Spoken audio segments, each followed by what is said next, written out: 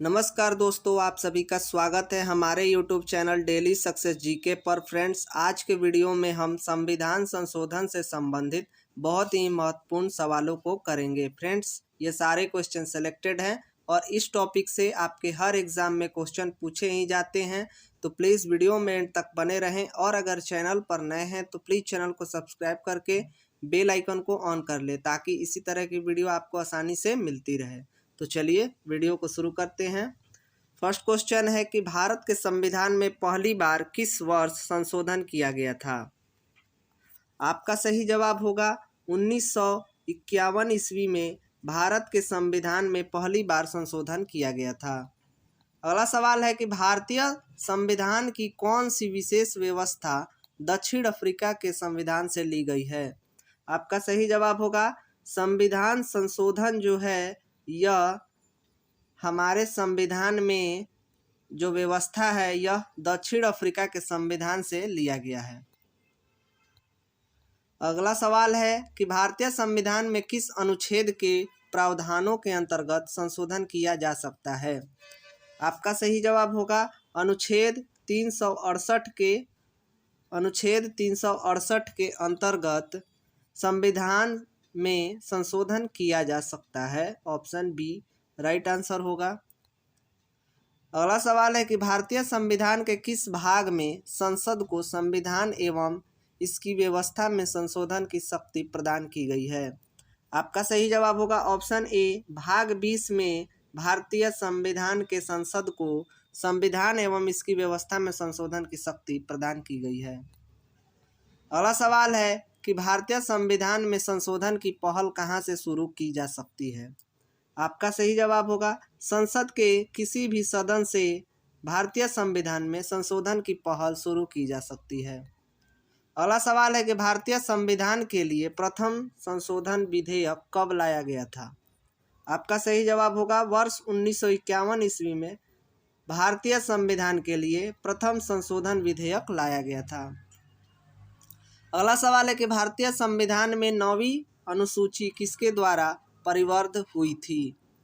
आपका सही जवाब होगा ऑप्शन सी पहले संशोधन द्वारा, जो कि 1951 में हुआ था, उसके अनुसार 9वीं सूची परिवर्ध हुई थी। अगला सवाल है कि भारत के किस संवैधानिक अधिनियम में मतदान करने की आयु घटाकर 21 से 18 वर्ष कर दी गई थी? आपका सही जवाब होगा ऑप्शन डी 61वां संविधान संशोधन अधिनियम, जो कि 1989 में हुआ था, इसके द्वारा मतदान करने की आयु जो है 21 वर्ष से घटाकर 18 वर्ष कर दी गई थी।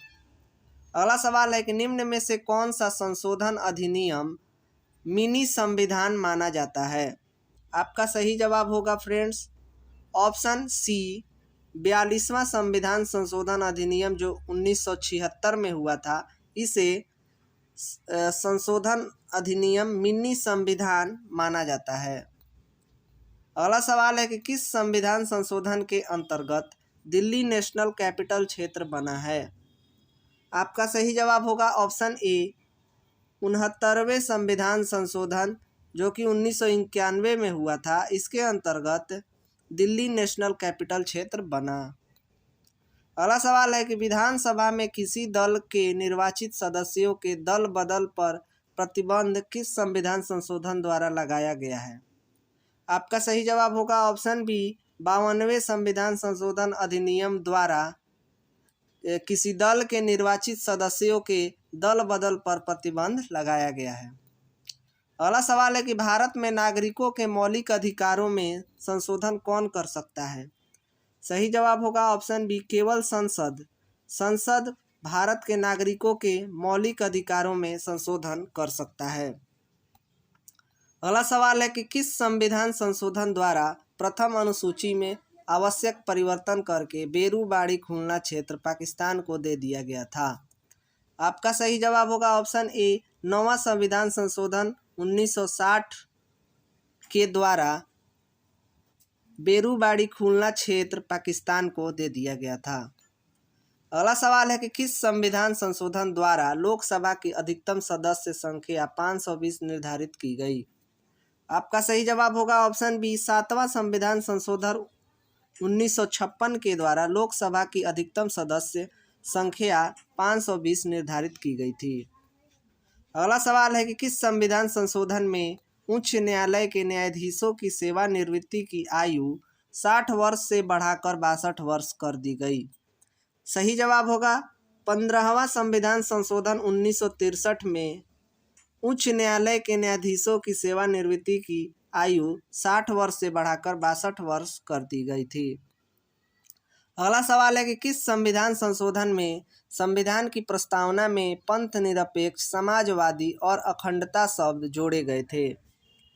आपका सही जवाब होगा 42वां संविधान संशोधन 1976 के द्वारा भारत के संविधान की प्रस्तावना में पंथ निरपेक्ष, समाजवादी और अखंडता शब्द जोड़े गए थे।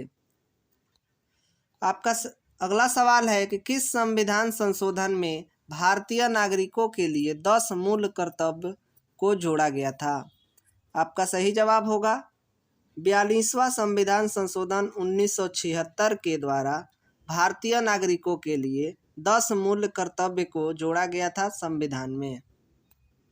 अगला सवाल है कि किस संविधान संशोधन अधिनियम द्वारा लोकसभा के कार्यकाल को 6 वर्ष से घटाकर 5 वर्ष कर दिया गया।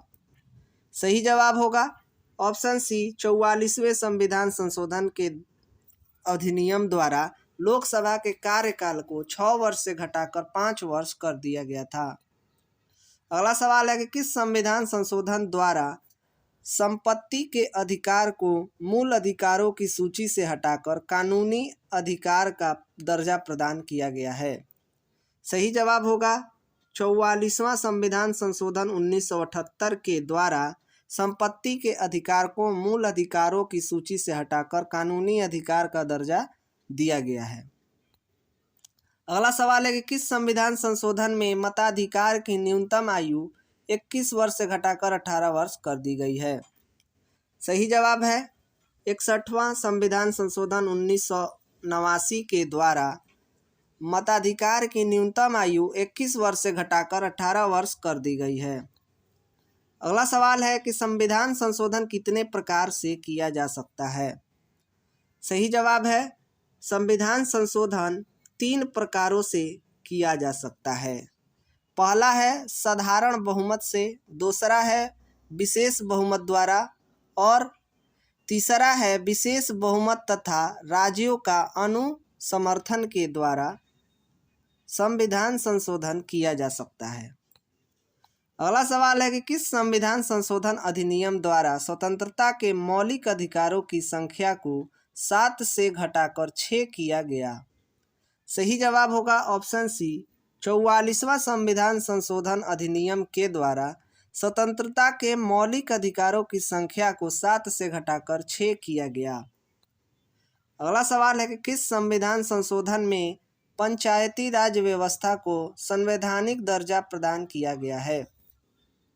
सही जवाब होगा ऑप्शन डी, 73वां संविधान संशोधन 1992 के द्वारा पंचायती राज व्यवस्था को संवैधानिक दर्जा प्रदान किया गया है। अगला सवाल है कि किस संविधान संशोधन में लोकसभा के सदस्य की संख्या अधिकतम 545 निश्चित की गई थी। सही जवाब होगा ऑप्शन सी, 31वां संविधान संशोधन 1973 के द्वारा लोकसभा के सदस्य की संख्या अधिकतम 545 निश्चित की गई थी।